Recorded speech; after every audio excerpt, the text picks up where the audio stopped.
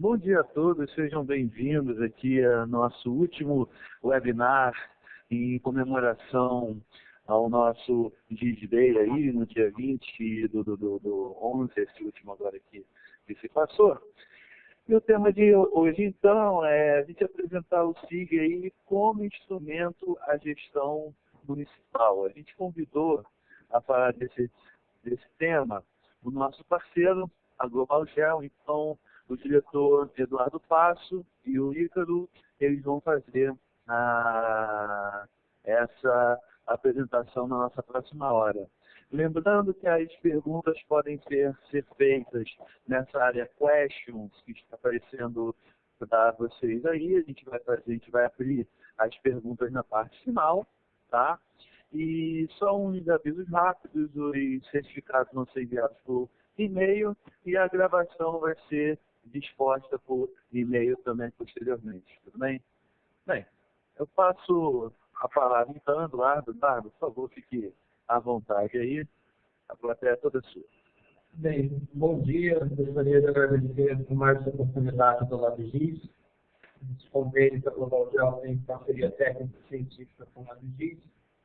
Conforme o Sapiens falou, hoje a gente vai falar um pouco sobre sistemas de informações geográficas, né, aplicados à gestão municipal. Né, e eu vou ter o apoio aqui do Ícaro Brito, ele é o principal responsável pelo setor de sistemas de informações geográficas aqui na Global Gel.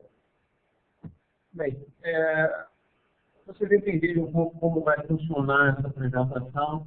A gente tem alguns itens principais dessa apresentação. A gente vai falar um pouco das plataformas existentes no mercado. Depois a gente vai passar a ter uma ênfase em duas ferramentas do Google aplicadas a sistemas de informações geográficas na web. Posteriormente a gente vai falar sobre o MapServer. E aí passaremos a dois estudos de caso. Um sobre Patis, no município do Rio de Janeiro, e outro sobre um sistema desenvolvido para uma verba da FAPERJ, um projeto chamado TI Zona Oeste, desenvolvido a partir de MapServer. O estudo de caso de Patis vai ser baseado em soluções Google. Bem, falar um pouco das plataformas, né? Hoje eu listei aí quatro das principais plataformas existentes no mercado, disponíveis no mercado, para desenvolvimento de sistemas de informações geográficas aplicados à web. Né? A Google vive com uma força grande, ela tem uma parte de desenvolvimento baseada em soluções que podem ser visualizadas, inclusive, no Google Earth, com todo o subsídio de dados que tem por debaixo da dela. A questão de guias, questão de fotografia, fotos, Street View, as imagens de satélite, fotografias aéreas disponibilizadas na Google. O MapServer, que é uma plataforma livre, né, uma plataforma open source, e que ganhou muito força, vem ganhando força também, principalmente para ambientes governamentais, em função da disponibilidade de mão de obra para desenvolvimento dessa plataforma, plenamente personalizável e em função de custos também, para apresentar cursos, não apresentar cursos, né, para ser uma plataforma livre. Além dela, eu estou listando mais duas, né, a plataforma da ESG, do ArcGIS Server, e a plataforma da ESG, do Apollo. Bem, direcionando já para o Google, para dentro das ferramentas do Google, como é que funciona a estrutura do Google hoje em dia. O Google ela tem uma plataforma chamada NetBasing, em que ela tende a direcionar esses dados para a nuvem. Você tem esses dados construídos, né, gerenciados, compartilhados, usando o poder da nuvem da Google, usando os servidores da Google para isso. Então, você pode estar fazendo um upload, né, carregando todos os seus dados da sua aplicação dentro de uma estrutura de nuvens da Google. E fazendo a publicação desses dados, utilizando também diferentes ferramentas dela. Hoje a gente vai falar do Google Maps Engine e do Google Maps API. O Google Maps Engine, como é que ele trabalha? Né? Ele é uma plataforma escalável, né? Poderosa, porque ela trabalha embaixo de servidores da própria Google, então tem toda a questão de não só de storage, mas também de acessibilidade. E que ela foi elaborada para que o usuário possa mapear, compartilhar e publicar os dados dele dentro dessa plataforma. Tá?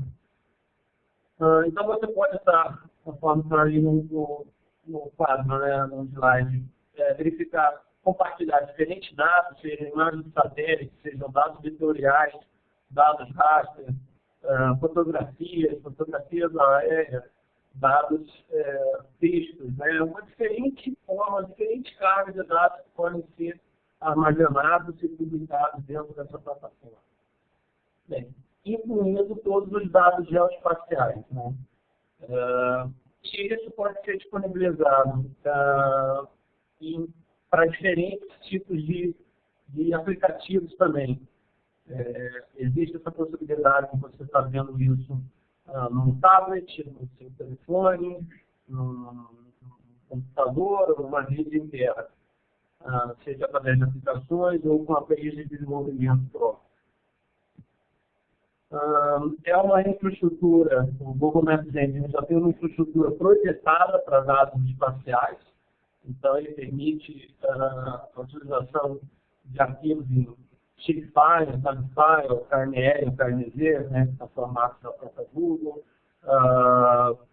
imagens em formato de AUTIF, em JPEG, MrSeed, e trabalha com a maioria das projeções de sistemas de coordenadas, né, dados e codificações de caracteres. Além de você poder estar aplicando toda a questão de BIM também, o SketchUp e em cima dos dados da própria Google. Aí, para uma cara de como é o Google Maps Engine, no repositório único para gerenciamento dos seus mapas, aí do lado esquerdo a gente faz uma comparação do que seria toda a questão de mapas, de layers, de dados que você poderiam estar utilizando e como está desenvolvendo. Ele tem uma interface amigável de edição desses dados que possibilitam você publicar um dado num tempo menor do que o estabelecido perante as outras plataformas disponíveis no mercado.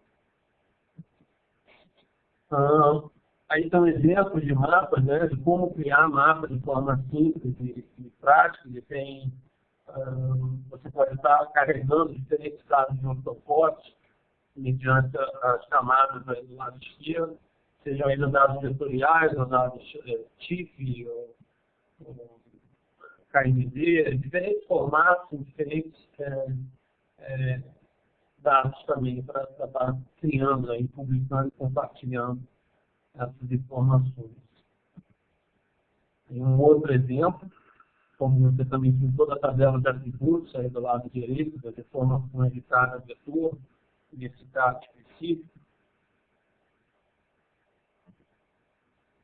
E, conforme o grande ganho dele é a possibilidade de ter realmente um grande conjunto de dados de imagens de satélites, de fotos, que possuem um tamanho de arquivo muito grande, em que há uma certa restrição, seja pelo tamanho, seja pela velocidade de acesso a esses dados mesmo, né? A acessibilidade desses dados, a velocidade de manipulação dos mesmos numa plataforma web, para você poder estar manipulando isso através do Google.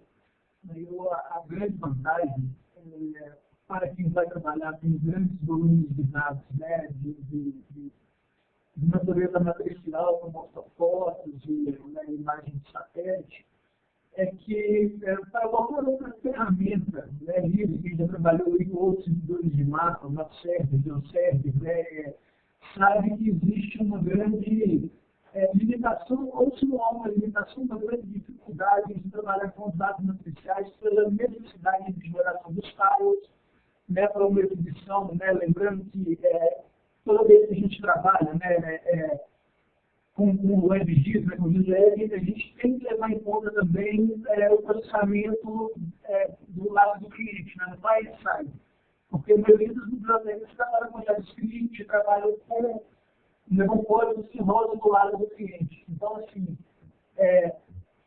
nessa parte, essa ferramenta do Google é uma grande vantagem, porque uma vez que essa imagem foi enviada para os servidores, nessa forma da Google, e já foi processada pelo servidor, ele disponibiliza isso já em formato de files, né, aqueles quadradinhos que a gente costuma ver no Google Earth, de uma maneira muito rápida e muito leve.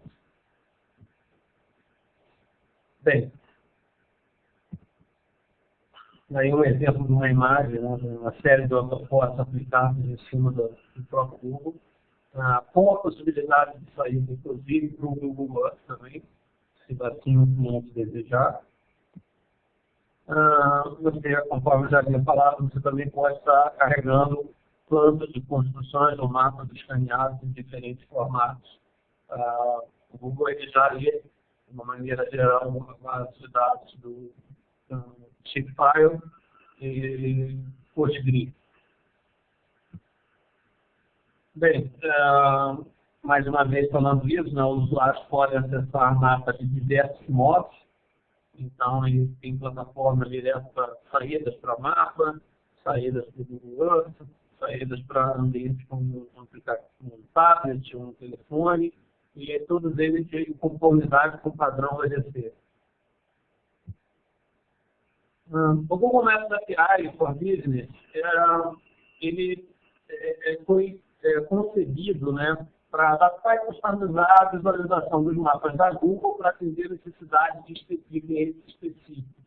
Então, é uma plataforma de saída, um aplicativo de saída de visualização desses dados para cada determinado cliente e respectiva aplicação.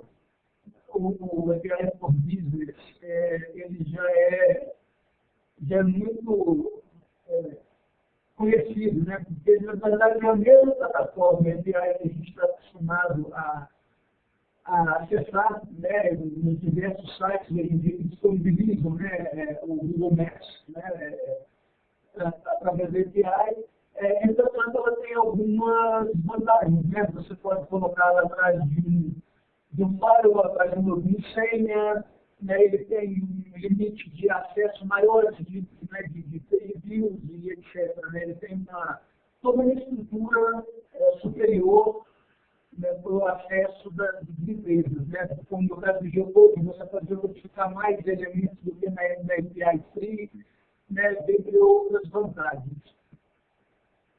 Entre as características principais do lado esquerdo que vocês estão vendo aí no slide é que ele já possibilita, né, todos os dados que a gente já está acostumado a utilizar nas plataformas do Google. O Street View, as camadas, as imagens de satélite, mapas já utilizados por carro, questão de elevação também, que já tem um dado standard, né, um dado padrão dentro do Google Earth, a parte de fazer cálculo de distância, e tem algumas ferramentas adicionais ainda que podem ter um licenciamento complementar. Né? A questão de você adicionar traçados, né, e locais, e geolocalização, que a gente vai fazendo. Bem, dentro do Google Maps API, uma das novidades da Google que ela está fazendo é não só ter o Street View, como a gente já está acostumado a ver realmente nas ruas, né, mas ter fotos também de áreas internas. Aí são dois exemplos de áreas internas, com fotos de áreas internas. Toda a parte de camadas, né, dos vetores, dados adicionais, de temperatura, fotos, uma infinidade de formatos e dados aí que podem ser agregados nas camadas. A parte de direcionamento, né, qual é o caminho, né, passo a passo, uma rota otimizada, né, considerar quanto que ele considera de tempo, considerando o tráfego na região, determinado local também. A Inspira como essa base de fundo aí, todas as imagens de satélite ortofotos já disponíveis dentro da plataforma do Google Earth. Mapas estilizados, cada um vai ter a sua aplicação e sua necessidade. Como a gente fala, né, dessa suíte, né, que a gente pode chamar assim, que agrega, né, que junta, né, o API, o Engine com o Net API, é bom pontuar, né, que assim como todas as outras plataformas livres, etc., é possível que você personalize os seus mapas, que foi mostrado ali, né, que você, através de linguagem de programação, JavaScript, .NET, PHP, entre outras, né, que você também faz alterações on the fly, né, e aí você pode integrar essas duas coisas. Você pode ter os seus dados armazenados na nuvem do Google, né, através da Net API, buscar esses dados na nuvem e estilizá-los e fazer alterações, né, presentes de análise, etc., em tempo real. Né, não apenas trabalhar com os dados que são disponibilizados já pelo Google. Né? Você pode estar juntando seus dados com os dados do Google através da API. Não só através também, né, do Engine, como você pode ter esses dados em um banco, PostgreSQL, ou um PHP Station, MySQL Station, etc. Né? Você pode ter várias maneiras de você agregar dados através dessa ferramenta. Bem, uma outra ferramenta que já vem, uma outra aplicação que já vem também inserida dentro da disponibilidade do Google é a questão de elevação, dos dados que ele já tem. Você traçar um perfil, né, de elevação entre dois ou mais pontos. Então, essa é outra funcionalidade. A geocodificação e a geocodificação reversa também é mais uma aplicação que está disponível dentro dessa ferramenta. Toda a parte de matriz de distância entre diferentes pontos, o cálculo de distância entre o ponto de origem e o destino, são diferentes pontos. Só pontuar que tanto a elevação quanto a geração da geocodificação, quanto a distância, eles são services que podem ser agregados ao API. E a parte mapa estático, a criação de um mapa para ser utilizado dentro de um site específico, conforme a necessidade e a aplicação de cada cliente. Geração de PDF, etc. Bem, uma outra plataforma bastante utilizada é a NetServer. É uma plataforma open source, né? Trabalha com ferramentas de interface, aí, OpenLayers e outros, né? Também tem o suporte para visualização e pesquisa, né? A partir de queries, vetores, raças, bases de dados diversos. Trabalhando em sistemas operacionais diversos, Windows, Linux, Mac. Também trabalhando no suporte para diferentes linguagens de programação. Ela realiza projeções on the fly, tem a renderização de alta qualidade e é completamente customizável. Essa é um grande ganho da NetServer, que está ganhando muito mercado em função disso. Ele tem já algumas add-ons, né, alguns ambientes de aplicações da OpenSource pronto para uso, para ser adicionada nela também é bastante interessante. E do ponto de vista comercial, a grande referência dela é a questão do custo. Né? Justamente por ser uma plataforma open, ela não tem essa questão do custo, se você vai ter custo relacionado ao desenvolvimento. Você não tem um custo de licença relacionado a essa plataforma. Então, aqui um organograma de como ela funciona, né? O que tem de entrada de dados, né? Seja dados vetoriais ou raça, o serviço de web dela, WMS, WFS, toda a parte de configuração dos arquivos, né? E a saída dela, em diferentes formas de fonte também para aplicativos do cliente. Lembrando que o NetServer, né, como foi pontuado pelo Eduardo, ele tem uma eloquência muito grande, né? Com linguagem de programação, né? Hoje em dia, eu acredito que a mais poderosa seria o Python, né? Que já tem frameworks preparados para lidar com dados espaciais, como o GeoDjungle, então ele já oferece uma grande vantagem em cima das outras linguagens por ter esse facilitador, né?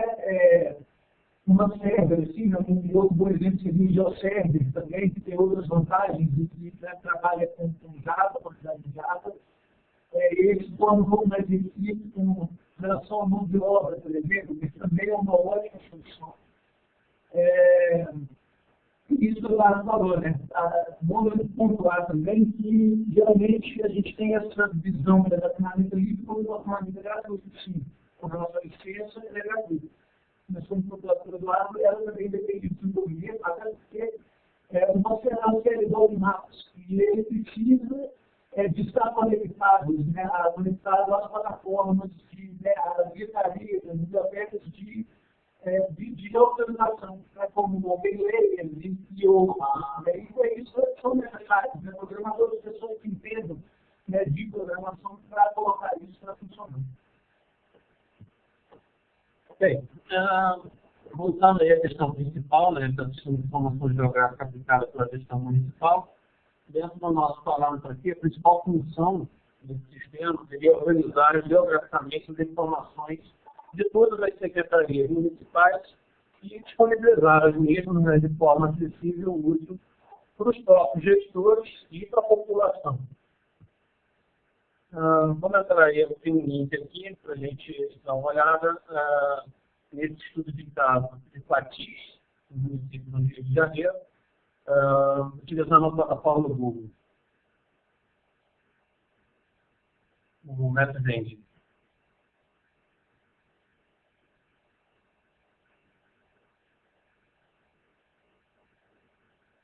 Bem, então, uma cara de como seria esse possível sistema, aqui a gente já tem o vetor do limite municipal de Patis. Vou aproximar só. Patis é um município que fica situado entre Barra Mansa, Porto Real e Resende, no Rio de Janeiro. Então, aí está o limite do município. E aqui do lado tem uma série de informações acerca do município. Eu gostaria de passar para vocês. Primeiro, o ortofoto, você pode estar carregando no próprio município. Ou seja, os ortofotos representam aquilo que foi elencado, que é a questão, né, de trabalhar com como vocês podem ver aí, carregamento de files muito rápido e tal, com um grande poder assim, com relação aos dados iniciais. Né? Ele carrega muito rápido, então você pode pegar todos os dados que você tem disponível, né, na sua base de dados geográficos, são tantos dados, né, de imagens, e subir para lá e com certeza isso vai ser disponibilizado, né, de uma maneira muito agradável. Né? Então, quando a gente vai falar, por exemplo, de monitoramento, né, quando a gente precisa trabalhar com imagens por referências históricas, etc., é uma boa saída, né, para a apresentação desses dados. Sim. Falando um pouco agora, já direcionado para cada secretaria, partindo do mais simples, vamos pensar na Secretaria de Turismo. A gente pode estar elencando dentro do mapa quais seriam os pontos turísticos do município, que foram dados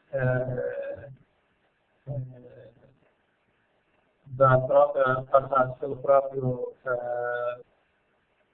prefeitura. Então você tem questão de um nome, né, da Praça do Piquinha, dentro de cada ponto da Igreja Matriz de Nossa Senhora do Rosário, e a Feira da Rota, né, são dois pontos, né, principais de turismo, né, da Prefeitura de Patis. Um pouco da indústria, o que a gente tem de indústria, de qual é a referência dela na mesma, Você está vendo alguns pontos aqui, que são pontos do município vizinho de Porto Real, mas a gente vai ver que nesses pontos há uma interferência das indústrias. A Guarda, que é uma fabricante de vidros, né? Até em Galvaçu, tem lá, e duas indústrias grandes, uma Peugeot Citroën e a MAN, que são os caminhões da Volkswagen.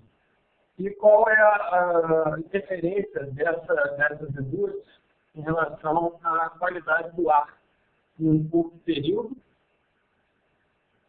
ou em um longo período? A qualidade do ar, no caso do longo período, né, esses dados eles foram retirados do site do INEA, e o curto período se refere à coleta desse ar, acho que 3 horas, durante um ano. E esses dois ciclos eles representam uma estação em Porto Real e uma estação de coleta em Quatis, né? A vermelha fica na vermelha. Né, você tem a informação, então você tem a estação que está localizada em Quatis, né, cujo índice de qualidade do ar, né, numa coleta de curto período, ela é baixa, né, e a estação de Porto Real ela é regular. Né? Então a gente acaba vendo que essas indústrias, a gente dessas indústrias na estação de Quatis, ela está sendo bastante prejudicada, né? Diferente da estação de Porto Real. Né? Já no longo período, nós temos aqui uma qualidade boa na estação de Quatis e também boa na estação de Porto Real.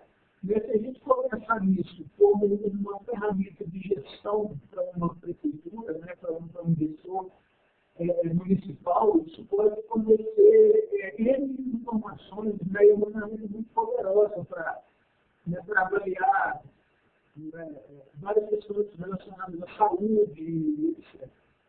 É importante mencionar que no lado direito você pode estar variando isso entre ter um mapa ou ter a base da própria Google, de satélite, relacionados ao município, e poder estar agregando informação em torno disso. Então, aqui das praças, que seriam os pontos turísticos, né, que a gente tinha colocado, você pode estar agregando esses pontos e estar colocando já o conhecimento deles correto, relacionado a cada um desses pontos. Roça em caso, e a Igreja Matriz Nossa Senhora da Rosário. Disso daí, passando agora um pouco para a questão de fazenda, o que a gente verifica é que você pode ter, cadastrar, né, dentro de para cada município, né, uma questão muito importante é a questão de PTU, né, arrecadação e o perfeito cadastro de todas as edificações, dos proprietários, dentro do cadastro multifuncionalitário.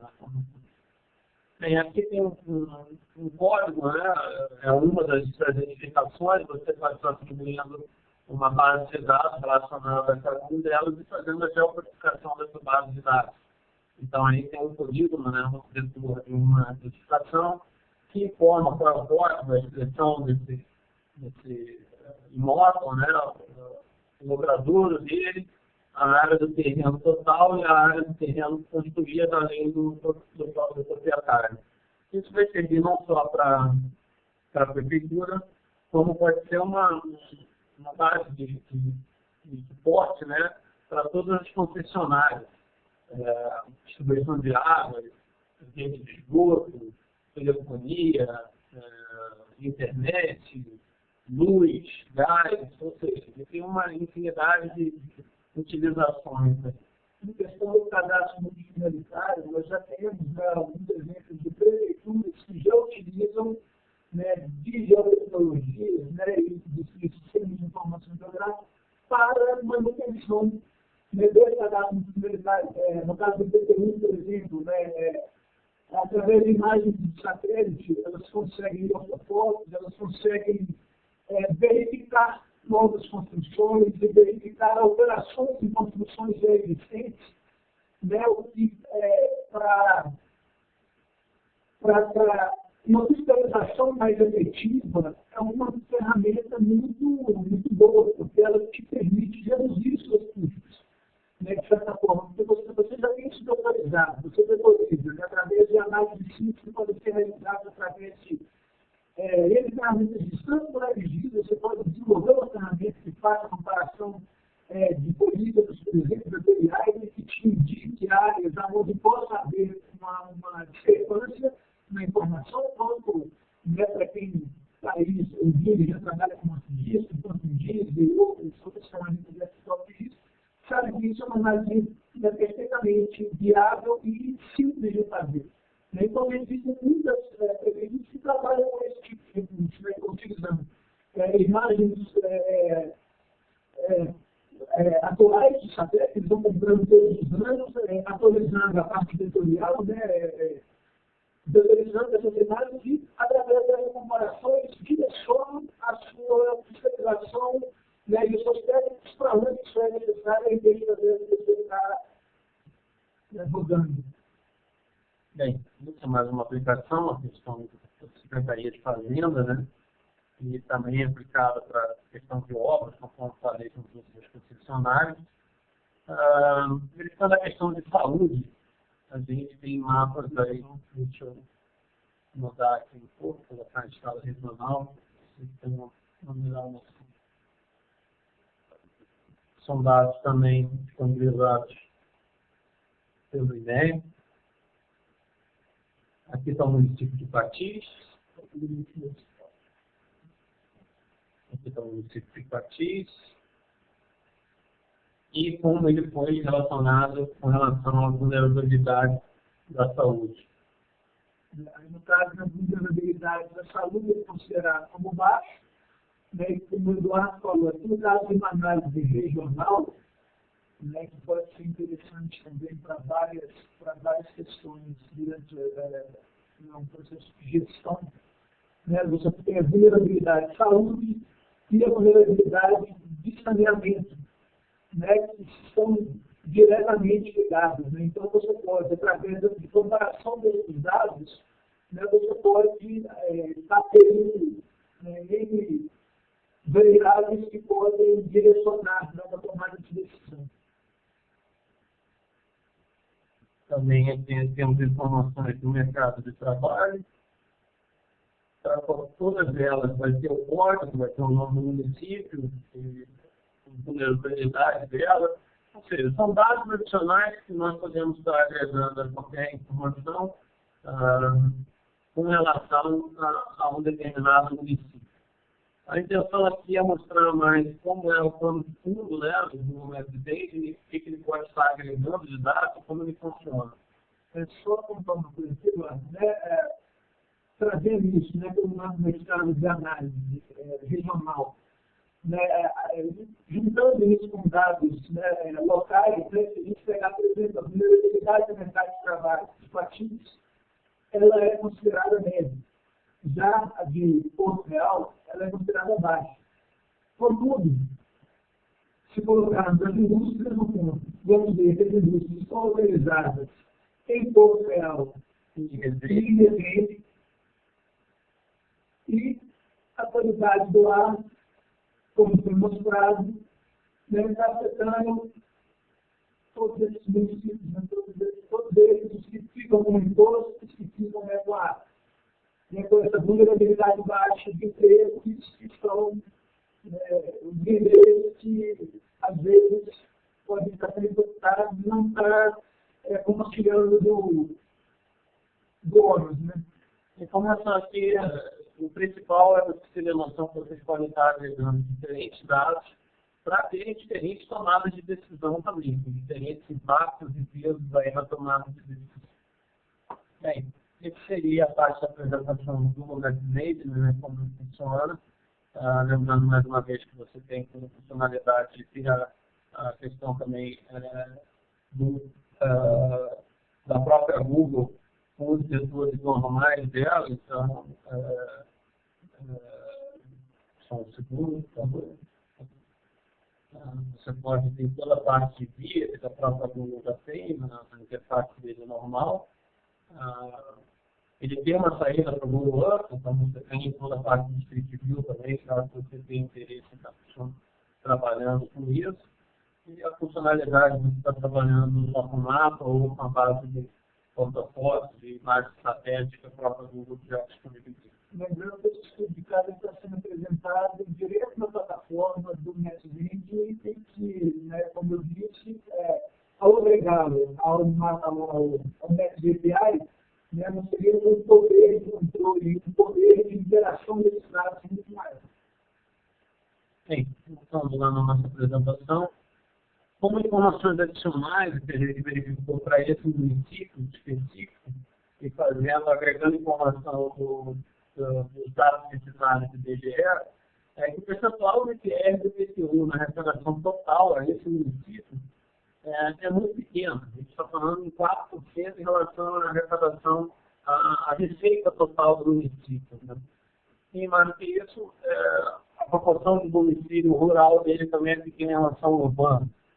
Mas o mais importante é que esses 4%, 96% da arrecadação do município fica dependente de receitas, né, da União e do Estado. E o IPTU, o ITR e o ISS somados têm uma influência muito pequena. Vocês vão ver que esse quadrado roxo, a barra roxa, né, com uma influência mínima em relação à receita orçamentária total do município.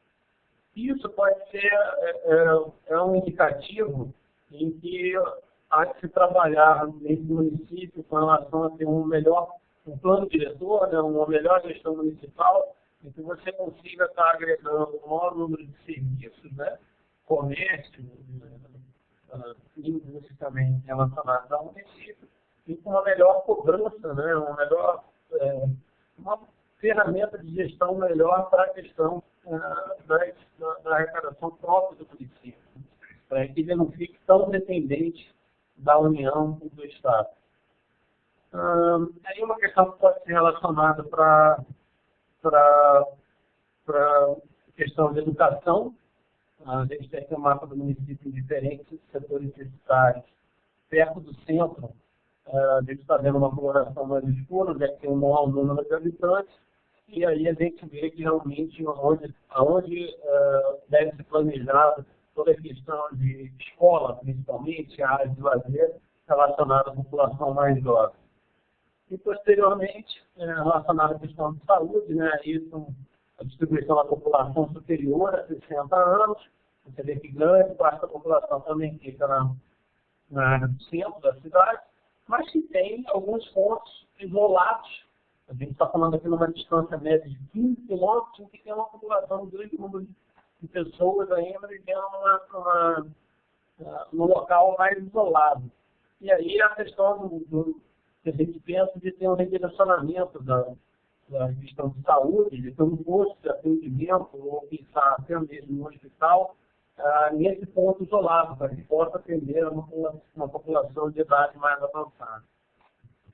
Essa é uma aplicação que a gente tinha no Google Verde, e o TI Zona Oeste agora foi uma aplicação que a própria Global fez, uma verba da Proper, conforme eu havia mencionado anteriormente, que era direcionada para o crescimento da Zona Oeste da cidade do Rio de Janeiro e como isso impactou, né, em função de algumas unidades industriais que lá foram criadas. Bom, o TI Zona Oeste foi uma ferramenta desenvolvida, ele está desenvolvido com o Ismael Serra, né, mais especificamente com saídas da AMS, tanto para os saios das imagens, né, que foram gerados por nós aqui, nos nossos servidores, né, e enviados para os servidores de storage que estão disponibilizados no site, quanto os dados vetoriais. Tá? O intuito dessa aplicação, uma aplicação muito simples, né? O intuito dessa aplicação era disponibilizar essa informação que estava sendo gerada, né? Quem quiser depois uma informação pode vir sobre o projeto e ler um pouquinho a respeito, né, desse projeto lá da PAPERM, um mapeamento que foi desenvolvido também aqui no Global Gel, em parceria com a equipe da FAPESP, foi feito exatamente tanto as cartas de imagens como as cartas de ocupação. Então, se você clica, né,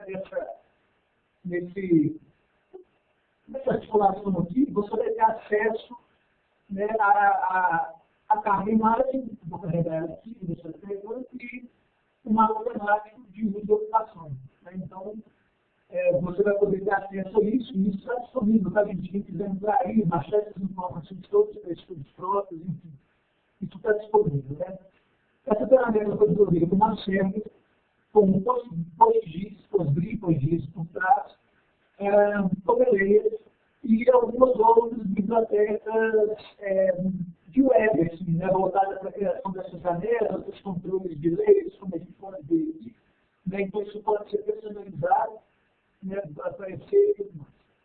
Bom, além da disponibilização, né, desse uso da perda em cobertura vegetal, né, de toda a articulação dessa parte da zona leste do Rio de Janeiro, numa carta imagem que daqui a pouco eu mostro ela para vocês, também existe um interesse em possibilitar que a pessoa, mesmo sem ela baixar, né, essa carta, que ela tivesse acesso a esses dados.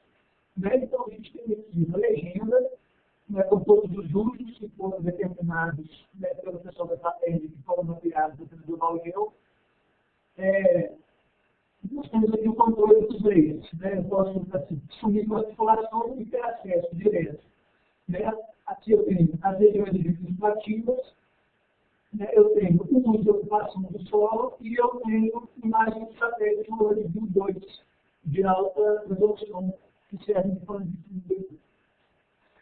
Lembrando também, né, que o OpenLayers, ele é a única ferramenta de organização livre que pode trabalhar também com os stylos do Google. Né? Assim como ele trabalha com o Bing, como outros recursos disponíveis aí no mercado por trás. Então, a gente poderia então tudo trabalhar com esse livro, né? Mas pela especificação desse estudo, né, das imagens que foram seguidas, né, etc., oposto trabalhar apenas com as imagens não medidas. Então, você pode sobrepor o uso de ocupação, né, você pode chegar aqui, né,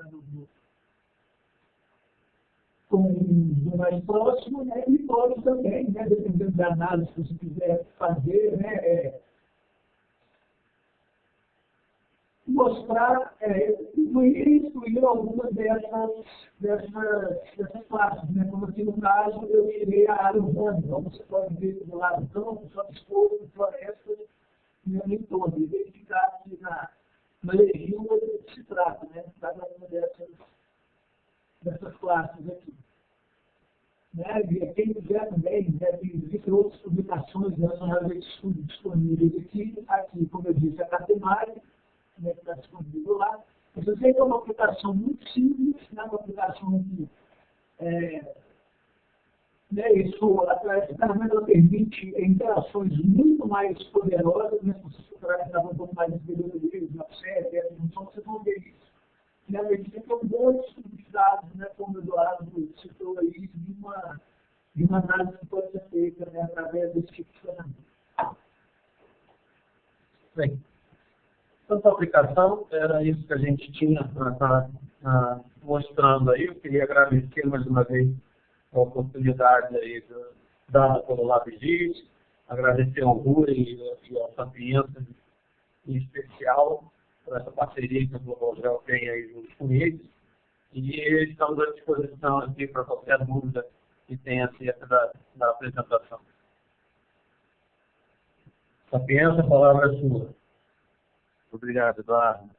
Eduardo, Ícaro, parabéns pela apresentação. A gente vai abrir agora para as perguntas. Algumas pessoas já fizeram perguntas aqui, eu começar lendo, mas não se acanhe, fiquem à vontade para fazer perguntas via área quest. Eduardo, eu vou começar com uma pergunta aqui um pouco abrangente, porém fundamental, que é do Cássio Lima Santos. Ele está perguntando quais as principais dificuldades, em sua opinião, na utilização desses softwares na gestão pública hoje. Bem, vou falar a minha opinião, né? A minha opinião, né? Infelizmente, dentro da capacidade de gestores municipais, já conversei com você pessoalmente sobre isso, inclusive, né, Fabiana?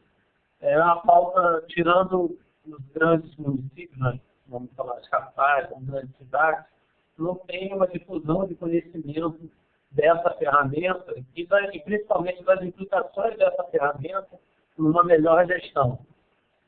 Isso seria, acho que, uma das grandes dificuldades. A outra são dos próprios gestores de entender que essa ferramenta ela tem um custo, sim, pode ser só o custo de desenvolvimento, o custo de uma licença, dependendo da plataforma que você vai utilizar, só que ela vai reverter em benefícios. Eu falo que não é um custo, é um investimento que é necessário para os gestores para que aquilo se reverta em benefício para o próprio município. É difícil isso se converter num tempo muito curto,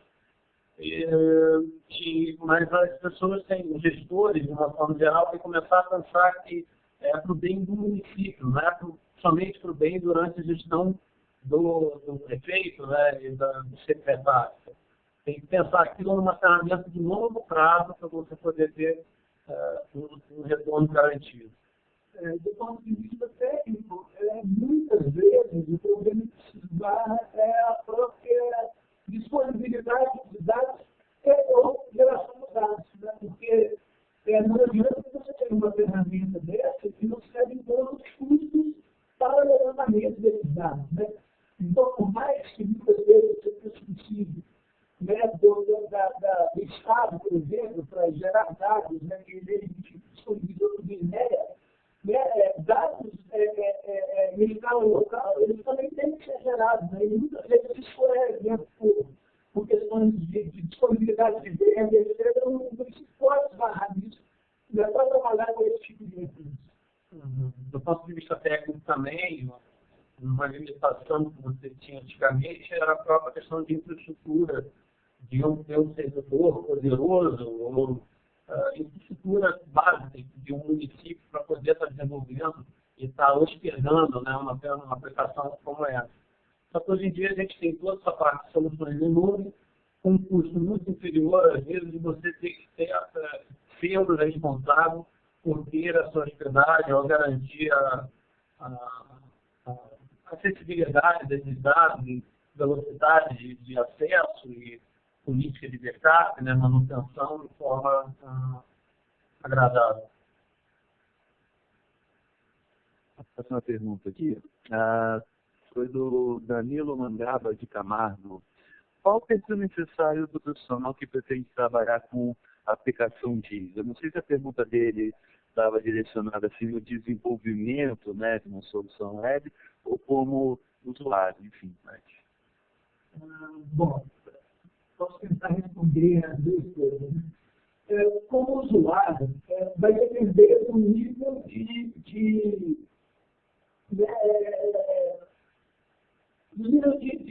estabilidade do uso da ferramenta. Assim, né? A pessoa tem consciência próprios, né? Tem a ideia do WebGIS, principalmente, né? Ela tirar o gargalo que muitas vezes existe, né, na análise de dados sociais, né? E na visualização deles por pessoas que realmente entendem, né? Por geógrafos, empresas ambientais e outros profissionais que têm, né, uma vivência com a questão dos dados sociais, sabe, trabalhar no ArcGIS, etc. Então, esse tipo de ferramenta que visa, não deveria, às vezes, atender gestores mesmo, né? Você tem que mostrar, né, a pessoa que vai lidar com a construção desses dados, né, como vocês viram aí, né, como usuário, geralmente, essas ferramentas elas são direcionadas para quem não tem muito conhecimento, né, na questão do GIS, são voltadas a isso. Muitas das brasileiras são para esse tipo de ferramenta. Como profissional, aí a gente tem que separar, né, como a questão do GIS não é GIS, a questão do GIS, né, como uma pessoa que tem, né, o curso que possibilite, né, o conhecimento necessário para lidar com dados sociais, então o conhecimento dos softwares dele, né, o ArcGIS, o ArcGIS, GDCID, dentre outros, muitos que existem no mercado, o ONAP, essa pessoa já consegue trabalhar com o sistema de informação geográfica. Agora, para trabalhar com o WebGIS, o que se tem geralmente são equipes multidisciplinares. Né? Não seria impossível uma pessoa, um geógrafo, ser um programador, mas são perfis que são raros, né? Você encontra uma pessoa que domine essas duas questões. E mesmo que ela domine essas duas questões, ela vai aprender a programar. Então, muitas vezes eu preciso de uma pessoa que trabalha com interface, que trabalha com JavaScript, que trabalha com HTML, com CSS, com essa parte mais leve. Isso não é exigido. Você tem uma pessoa que é o programador, que trabalha no back-end, que vai trabalhar com a linguagem de programação, e aí ele foi escolhido pela prefeitura ou pela empresa, né? Você vai trabalhar, você vai trabalhar com .NET, com Python, com PHP, com Java, com N e outras ferramentas. Então é isso. Geralmente você tem uma equipe que ela um especialista em banco de dados, né? Exatamente. Então, geralmente multidisciplinar. Mas nada impede que um geógrafo se torne um programador e um programador também, com interesse na questão, né, de espacial e sempre capaz de trabalhar muito bem com essas ferramentas.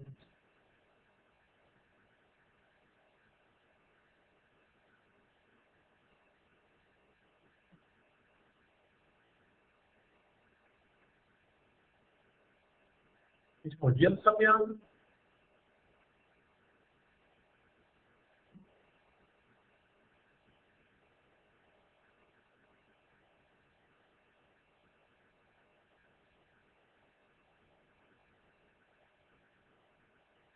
Sapienza?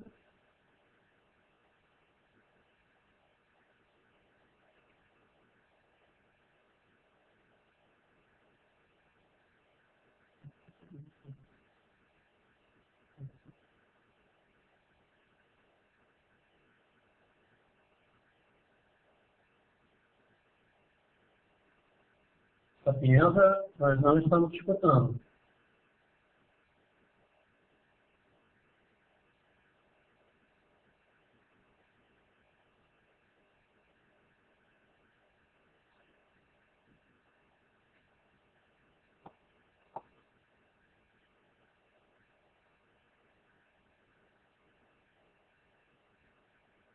Bom, o pessoal que ouviu isso, poderíamos nos dar uma indicação se vocês nos ouvem, porque a gente perdeu o contato com essa cliente do Rio de Janeiro, a gente precisa saber se vocês estão ouvindo.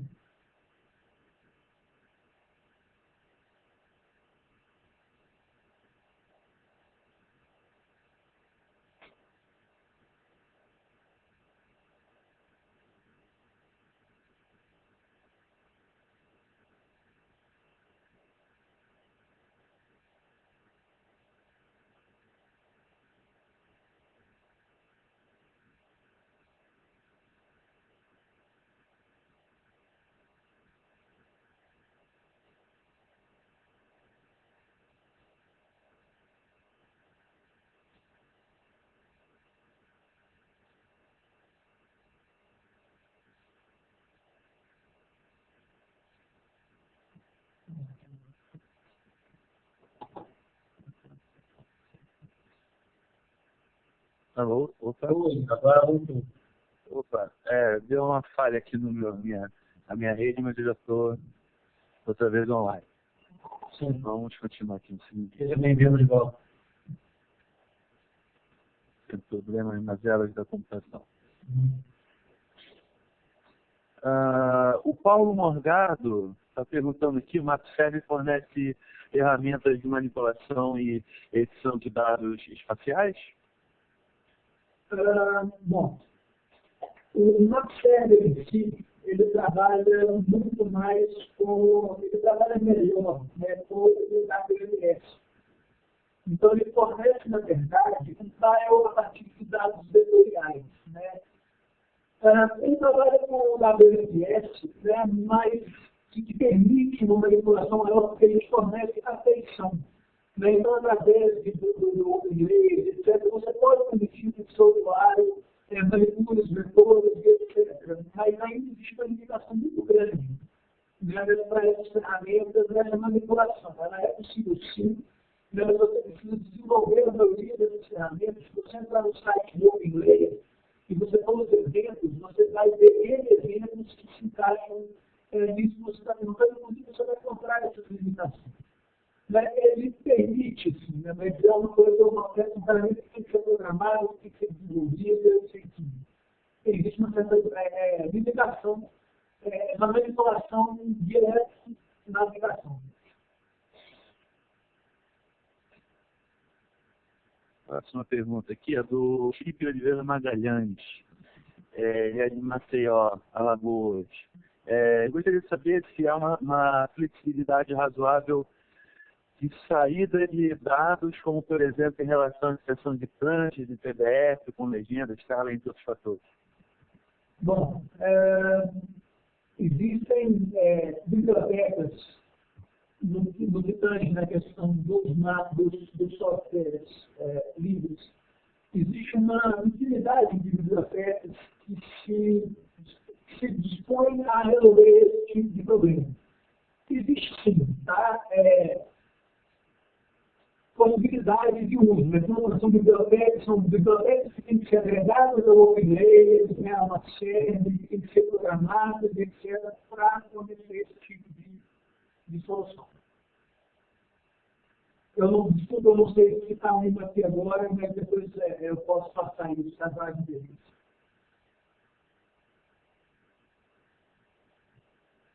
Ok, vamos à próxima aqui.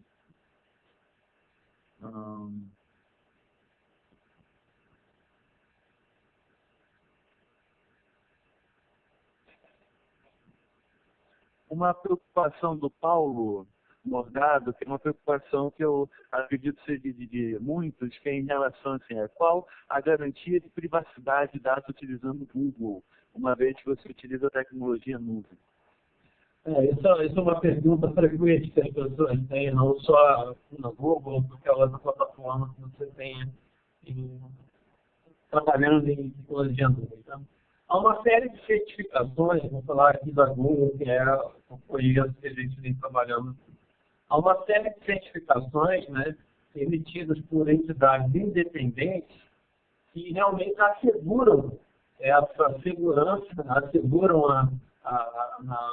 vamos dizer assim, que não seja violada a privacidade desses dados pela Google ou por qualquer outra empresa. Ou o governo. Né? Salvo questões específicas de segurança, questões que, por algum acaso, bem lá, acendendo os vermelhos aí. Né? Mas, de uma forma geral, tem esse grande cuidado deles de ter entidades independentes que certifiquem e assegurem isso. E bom pontuar que tem uma comparação muito comum do Paulo, que o pessoal faz, tipo assim, mas eu vou colocar meus dados na nuvem, quem me garante que eu vou ter segurança desses dados lá? Eu preciso colocar isso no meu servidor. Eu sinto formar, mas geralmente o inimigo ele dorme dentro de casa. Né? Geralmente, a maioria dos problemas que se tem com esse tipo de dado são pessoas que têm acesso ao servidor. E isso existem até políticas, tem empresas que proíbem entrada de pendrive, mas hoje em dia com celulares, com recursos que a gente tem hoje, é quase impossível se garantir 100% desses dados.